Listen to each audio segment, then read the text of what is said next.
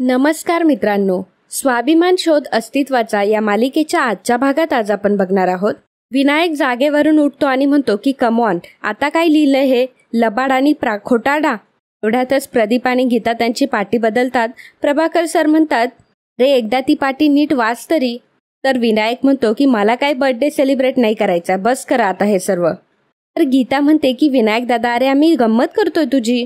Prabhakar sir म्हणतात की तू आहेस का खरंच स्वार्थी, लबाड, खोटारडा?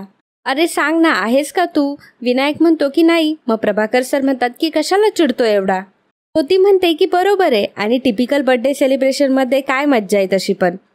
विनायक म्हणतो की अच्छा, म्हणजे तुम्ही हे सर्वजण खरंच गंमत करताय तर. लवी म्हणते की मग दादा तुम्हाला काय वाटलं, याआधी तुम्हाला दाखवलेलं काय सगळं खरं आहे का? विनायक म्हणतो की नाही. पल्लवी म्हणते की बरं आता सर्वजण खाली बसा, आपण पुढचं बघूयात. लवी सर्वांना सांगते की आता आपण या सेलिब्रेशनच्या पुढच्या पार्टकडे वळतोय.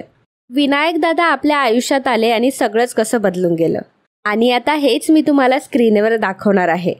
काय आहे, आपण सर्वजण विनायक दादांना ओळखतोच, पण त्यांचा खरा चेहरा बघितल्यावर आपण त्यांना जास्त चांगलं ओळखू. शांतनू प्लीज माझी मदत करता, आणि मग शांतनू उठून तो व्हिडिओ लावत असतो. लवी म्हणते की विनायक दादांनी काय काय केलंय हे तुम्ही स्वतःच्याच डोळ्यांनी बघा आणि विश्वास ठेवा. विनायक मनात म्हणत असतो की आता नक्की ही काय दाखवणार आहे असं. तर शांतनू आदिती मॅडमच्या वाढदिवसाचा तो व्हिडिओ प्ले करतो. पल्लवी म्हणते की ह्या दिवशी आदिती मॅमचा वाढदिवस होता, आणि त्याच दिवशी शांतनू स्वतःच्या आईला पहिल्यांदा ॲक्सेप्ट करणार होते. वाढदिवसाची सगळी तयारी चालू होती. विनायक मनात म्हणत असतो की ह्या पल्लवीचं नक्की चाललंय काय? जर ह्या व्हिडिओ क्लिप बघून आदितीला सगळं जर आठवलं तर मग माझं तर काही खरं नाही. विनायक मध्येच उठतो आणि म्हणतो की शांतनू जरा हे थांबव. पल्लवी अगं काय हे, आदिती काकूच्या वाढदिवसाच्या क्लिप्स कशाला दाखवतीयस? पल्लवी म्हणते की दादा अहो, तुम्ही काय काय पराक्रम केले हेच दाखवायचंय. प्रभाकर सर म्हणतात की आदितीला गोळी लागली तेव्हा तू कशी मदत केली हेच ती दाखवतीये. आदिती म्हणते की हो मलाही बघायचं होतं ते. विनायक मनात विचार करत असतो की नाही, आत्ताच्या आत्ता हे बंद करायला हवंय. विनायक म्हणतो की अगं आदिती काकू कशाला, तुला आरामाची गरज आहे. शांतनू तू आदिती काकूला आरामासाठी घेऊन जा बरं. हा जो सगळा काही प्रोग्राम आहे ना, तो आपण नंतर बघूयात. मोठी आई म्हणते की कशाला विनायक, आज सर्वांना वेळ आहे, सर्वच बघूयात.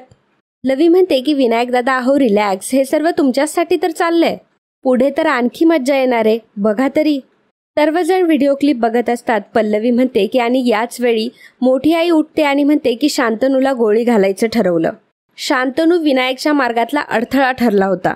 शांतनूने जेव्हा आदितीला आई म्हणून स्वीकारण्याचं ठरवलं तेव्हा या विनायकचा संयम सुटला, आणि त्याच वेळी त्याने स्वतः गोळी घालून शांतनूला मारण्याचं ठरवलं. विनायक म्हणतो की अगं आई काय बोलतीयस तू, डोकं वगैरे फिरलंय का तुझं? मोठी आई म्हणते की आधी फिरलं होतं विनायक, पण आता ठिकाण्यावर आलंय. तर विनायक म्हणतो ही फक्त खोटं बोलती, मला बदनाम करण्याचा प्रयत्न करते. मोठी आई सांगते की आदितीसाठी आणलेलं गिफ्ट आणायला शांतनू जेव्हा बाहेर गेला आणि त्याच वेळी लपून विनायकने गोळी झाडली आहे. आदितीला याची कुणकुण लागली होती आणि शांतनूचा जीव वाचवण्यासाठी ती मध्ये आली आणि ती गोळी तिने स्वतःवर घेतली होती. विनायक म्हणतो ही फक्त खोटं बोलती आणि कारस्थानं करतीये माझ्या विरोधात. शांतनू ते बंद कर बरं आधी. तर प्रभाकर सर उठतात आणि म्हणतात की कारस्थानं तर तू केली विनायक, शांतनूला तू मारण्याचा प्रयत्न केलायस, तुझ्यामुळे आदिती जाऊबाईंच्या जीवावर बेतलं. प्रदीप काका म्हणतात की संस्थेमध्ये पैशांची अफरातफर केलीस तू. पल्लवी म्हणते की शांतनूंना घाणेरड्या आरोपांखाली तुम्हीच अडकवलं, त्यांच्यावर तुरुंगात जाण्याची वेळ ही फक्त तुमच्यावरून आली.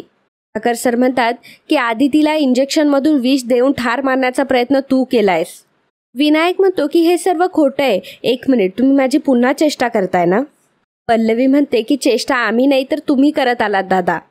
आमच्या भावनांशी आपुलकीशी नेहमी खेळत आलात तुम्ही, आमच्या साधेपणाचा गैरफायदा घेतलात तुम्ही. विनायक म्हणतो की अरे तुम्ही सर्वजण काय बोलताय हे, आणि आदिती काकूला किती मानतो मी, माझ्या आईसारखी आहे रे ती, आणि मी तिला मारेल? शांतनू अरे तू भाऊ आहेस माझा, तुम्ही सर्वजण असे काय बोलताय? ही बाई आहे ना, ही बाई सगळं खोटं सांगतेय, ही तर खरे कारस्थानं करते माझ्या विरोधात. हे सर्व हिनेच केलं असणार आणि ही तुम्हाला माझ्याबद्दल भडकवतीये. आता यांना घराच्या बाहेर काढलं ना, याचाच सूड उगवते माझ्यावर. तुम्हाला हे सर्व कोणी सांगितलं? हिनेच सांगितलं ना माझ्याबद्दल? पल्लवी म्हणते की नाही दादा. तर आदिती म्हणते की मी सांगितलं. आता मात्र विनायकला मोठा धक्का बसतो. आदिती मॅम म्हणतात की त्या दिवशी गोळी झाडताना मी तुला बघितलं होतं विनायक, आणि मला सगळं लख्ख आठवतंय. फक्त माझ्या जीवाला काही अपाय होऊ नये म्हणून मला काही आठवत नसल्याचं मी नाटक करत होते. तूच गोळी झाडलीस विनायक, तू शांतनूवर. विनायक म्हणतो की हे सर्व खोटं आहे. आदिती काकू पण खोटं बोलतीये. आणि तुम्ही सर्वजण आरोप करताय ना माझ्यावर. काय पुरावा काय आहे तुमच्याकडे? पल्लवी म्हणते की कोंबडं झाकलं म्हणून उजाडायचं राहत नाही विनायक दादा. मला वाटलंच होतं की तुम्ही पुरावे मागणार म्हणून मी आज सगळी तयारी करून आली आहे. पल्लवी म्हणते की बघा पुरावे बघा. शांतनू पुन्हा दुसरा व्हिडिओ प्ले करतो. त्या व्हिडिओमध्ये विनायक आदितीला इंजेक्शन देत असतो. तो म्हणतो की अख्खी सिरिंज भरून घेतली. आदिती काकूला लवकरात लवकर मरण यायला पाहिजे. आदिती काकू, आत्तापर्यंत तुला खूप मारण्याचा प्रयत्न केला पण सक्सेसफुल नाही झालो. आता हा गोल्डन चान्स कसा काय मिस करू मी? So final goodbye. असा व्हिडिओ बघितल्यानंतर विनायक मात्र मोठ्या आईकडे फार रागाने बघत असतो. विनायक म्हणतो की हे सर्व खोटं आहे. ही तर आईचीच आयडिया होती की इंजेक्शनमधून विष द्यायचं आदिती काकूला. हिनेच मला सांगितलं होतं म्हणून केलं मी. तर शांतनू म्हणतो की आणि त्यासाठी तू तयार पण झालास. पल्लवी म्हणते की खरं तर दादा तुम्हाला आईंना बेशुद्ध अवस्थेतच मारून टाकायचं होतं. आधीपासून सुद्धा तुमचे हेच प्रयत्न होते. माझ्या हे लक्षात आलं होतं की तुम्ही त्यांना स्लो पॉइझनिंग देताय आणि म्हणूनच त्या विषाच्या बाटल्या मी विटामिन्सच्या औषधांनी रिप्लेस केल्या होत्या. तुम्हाला तर ते कळलंच नाही. गीताला आणि ज्योतीला मात्र फार मोठा धक्का बसलेला असतो कारण हे त्यांच्या पहिल्यांदाच समोर आलेलं असतं. पल्लवी सांगते की पुरावे गोळा करण्यासाठी मोठ्या आईनेच आम्हाला कल्पना सुचवली होती. मोठ्या आई तर खरं तर आमच्या बाजूने होत्या विनायक दादा आणि त्यांच्याच मोबाईलमध्ये आम्ही शूट केलं. तर शांतनू म्हणतो की विष दिल्यानंतर आई शुद्धीवर कशी आली हाही प्रश्न पडला असेल तुला. पल्लवीने त्या विषाच्या जागी ग्लुकोजचं पाणी ठेवलं होतं. पल्लवी म्हणते की एवढंच नाही दादा, कॉलेजमधील मुलींना तुम्ही वाईट मार्गाला लावलं, त्यांना धमक्या दिल्या आणि त्याच मुलींना शांतनूबद्दल खोटे आरोप करायला लावले. त्या सगळ्या गोष्टींचे पुरावे आहेत माझ्याकडे. असं म्हणतात शांतनू पुन्हा स्क्रीनवर हरीशची आणि विनायकची चॅटिंग ओपन करतो. पल्लवी म्हणते की आपल्या स्टाफमधल्या एका माणसाला हाताशी घेऊन तुम्ही हे कारस्थान रचलं. तुमचं त्या माणसाशी जे काही बोलणं झालं होतं त्याचे हे स्क्रीनशॉट. आता मात्र विनायकला बोलायला काहीही शिल्लक राहत नाही. प्रभाकर सर म्हणतात की आता बोल विनायक. हे सगळं पाहिल्यानंतर आता तुझं काय म्हणणं आहे? अरे बोल ना. विनायक म्हणतो की मी अजूनही सांगतोय की हे सर्व खोटं आहे. ह्या बाईचेच उद्योग आहेत हे सर्व. या बाईची लायकी तरी काय आहे? असं म्हटल्यानंतर मोठी आई जोरात खानकन कानाखाली विनायकच्या लावून देते आणि म्हणते की माझी लायकी काढतोस का तू? ज्या ज्या चुका केल्यात ना त्याची सगळ्यांना कबुली दिली मी. माफी मागितली आहे सगळ्यांची. तर विनायक म्हणतो की आता तुझ्यावर आलंय म्हणून सावरून घेतेस का? आणि तुम्ही सर्वजण मला बोलताय ना, तुम्हाला माहिती आहे यांची सगळ्यात मोठी लबाडी काय आहे ते? तेवढ्यातच मोठे काका तिथे चालत येतात आणि म्हणतात की माझ्याबद्दलच सांगणार आहेस ना विनायक? तर विनायक म्हणतो की बघा तुमच्या डोळ्यांनी बघा. तू जे सांगणार आहेस ना ते मीच सांगतो. मला पॅरालिसिस झालाच नव्हता आणि मी हे सगळ्यांना स्वतः सांगितलंय. या घरात परत येण्यासाठी आणि सगळ्यांची सहानुभूती परत मिळवण्यासाठी मी हे नाटक करत होतो आणि त्याबद्दल मी सगळ्यांची माफीसुद्धा मागितली आहे. मोठी आई म्हणते की आज ही तुझी वाढदिवसाची जी तयारी आहे ना ते तुझं खरं रूप सगळ्यांना कळावं म्हणून होती. लवी म्हणते की काय प्लॅनिंग फक्त तुम्हालाच जमतं, आम्हाला नाही जमणार का? आणि मग आता विनायक त्याच्या खऱ्या रूपात येतो. विनायक म्हणतो की बघून घेईल मी, सोडणार नाही एकेकाला. मी काय करू शकतो आणि काय केलंय याचा अंदाज सुद्धा नाहीये तुम्हाला. मेघनाला विनायकचं बोलणं आठवतं. विनायक बोललेला असतो की मी आज खूप खुश आहे कारण माझं एक महत्त्वाचं काम झालंय आणि लवकरच पुढच्या कामाचाही निकाल लावणार आहे. मेघना जरा बाजूला जाते. पल्लवी ते बघत असते. विनायक म्हणतो तुम्ही सर्वजण एकत्र येऊन मला ट्रॅप करण्याचा प्रयत्न करताय का? पण हा विनायक सूर्यवंशी कोणाच्याही तावडीत येणार नाही अजून हे तुमच्या लक्षात नाही आलंय वाटतं. मेघना तिच्या रूममध्ये आलेली असते. इकडे तिकडे शोधाशोध करते तेव्हा विनायकच्या बॅगमध्ये तिला प्रॉपर्टीचे पेपर्स सापडतात. तर इकडे विनायक म्हणत असतो की तुम्हाला सगळ्यांना मी या घरातून हाकलून देणार आहे आणि आता ही अख्खी प्रॉपर्टी फक्त माझ्या नावावर आहे. त्या घराचा फक्त मी मालक आहे. प्रभाकर सर म्हणतात की खरं तर विनायक मला तुझी कीव येतेय. पैशासाठी तू एवढा हापापलेला आहेस ना की नीचपणाचा अगदी कळस गाठलायस तू. शांतनू म्हणतो की याने फसवून माझी सही घेतली होती त्याच वेळी मला अंदाज आला होता.